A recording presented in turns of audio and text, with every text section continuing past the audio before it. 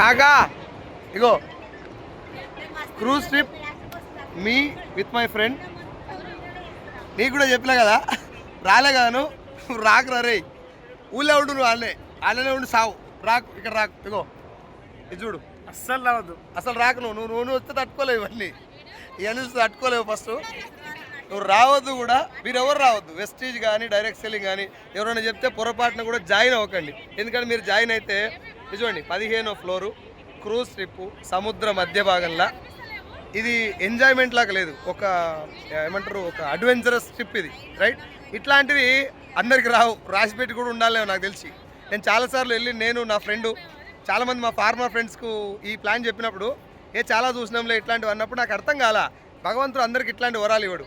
ఇట్లాంటి ఇంత ఖతర్నాక్ లైఫ్ను ఎంజాయ్ చేసేటటువంటి ఛాన్స్ అందరికీ ఇవ్వడు. కాబట్టి కొంతమంది ఫ్రెండ్స్ ఎవరైతుర్రో మీరు అక్కడనే ఉండుర్రి. ఎందుకంటే మీకు ఆలే సెట్ అవుతారు. మీరు ఆలే ఉండరు. రాకుర్రి ప్లీజ్. ఆధార్ కార్డు కూడా ఇచ్చారు పొరపాటు. ఎందుకంటే నీకు నాకు తేడా ఉండదు మళ్ళీ. ఓకేలా, మీరు ఆలే సావాలి, సావు రక్కలే.